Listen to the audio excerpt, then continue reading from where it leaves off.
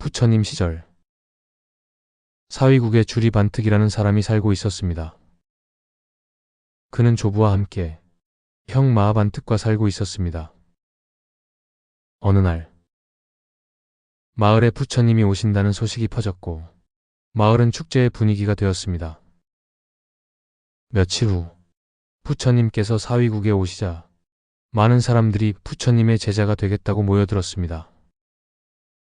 형제도 조부와 함께 부처님 법문을 들으러 갔다가 형 마하반특은 조부의 허락을 받고 그 자리에서 출가를 결심했습니다.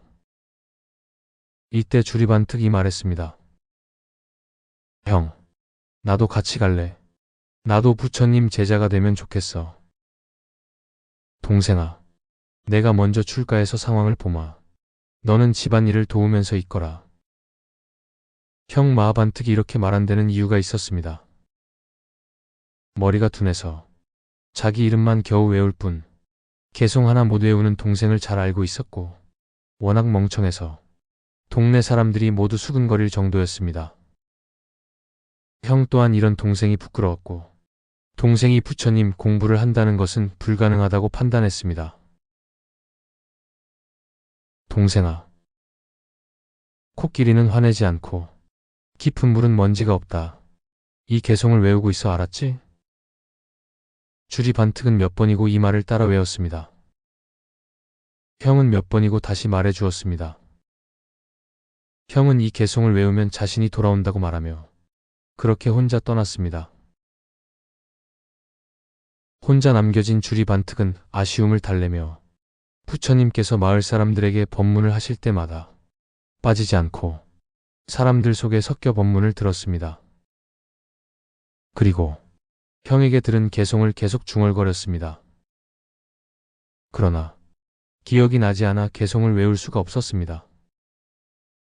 코끼리와 깊은 물만 기억이 났습니다.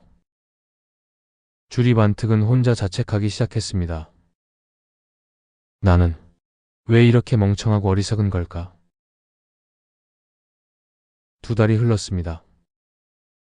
마을에서 부처님이 법문을 하셨는데 형 마하반특이 대중들 속에 있는 주리반특을 보았습니다. 형은 주리반특을 불러 물었습니다. 개송은 다 외웠니? 이 말을 듣고 갑자기 주리반특은 서러움에 울기 시작했습니다. 형은 기가 막혔습니다. 너처럼 머리가 나쁘면 부처님 법을 배울 수가 없어.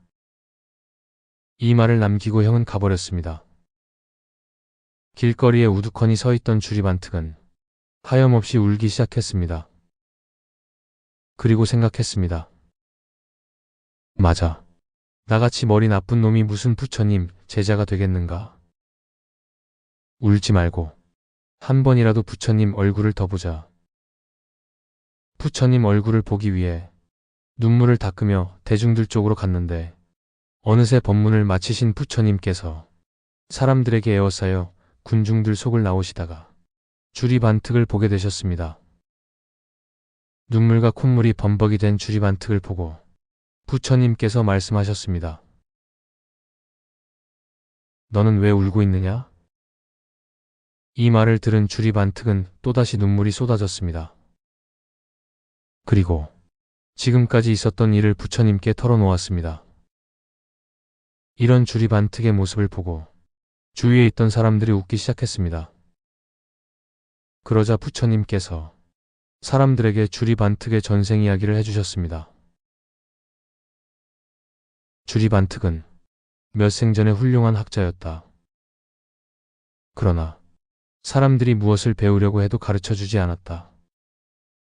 그 다음 생에는 소치는 사람으로 태어났는데 소가 말을 안 듣는다 하여 소의 입을 틀어막아 소를 죽게 하였다.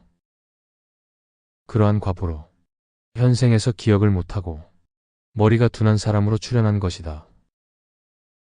부처님은 그 자리에서 주리반특을 제자로 삼으셨습니다. 부처님의 제자가 된 주리반특은 부처님께 하나의 개송을 받았습니다.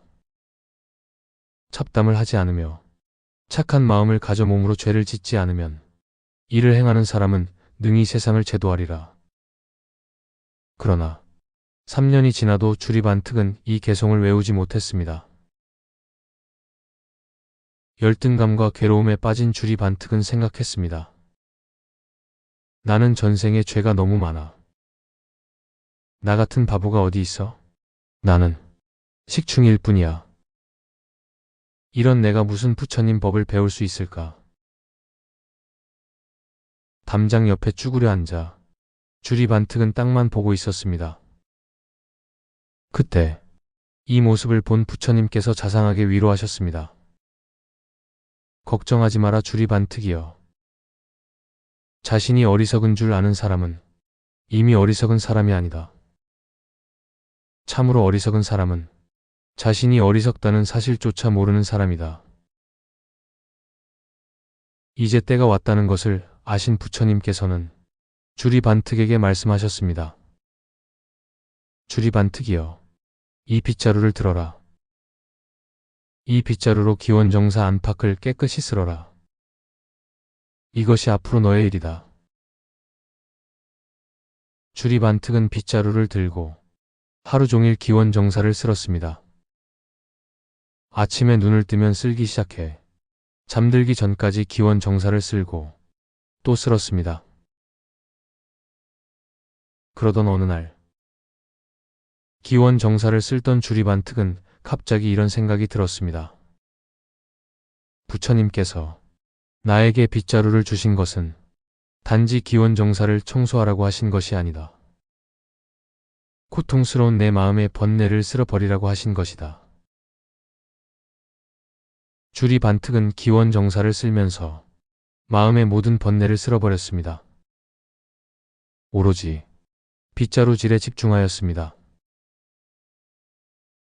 마침내 주리반특은 마음이 청정해지고 맑아지면서 그 상태로 아라한이 되어버렸습니다. 이 모습을 본 부처님께서 주리반특이 아라한이 된 것을 아시고 물으셨습니다. 주리반특이여, 빗자루로 무엇을 쓸었느냐? 제 마음의 모든 티끌을 쓸어냈습니다. 장하고 착하도다. 너는 기원정사를 쓸은 것이 아니다. 내 마음의 티끌을 쓸은 것이다. 그것은 지나온 세상의 티끌을 쓸어낸 것과 마찬가지이다. 주리반특은 부처님 제자 중 가장 머리가 나쁜 무식한 바보에서 오직 끈기와 부처님을 생각하는 신심만으로 여법하게 빗자루를 든 성자로 기록되어 있습니다. 석가모니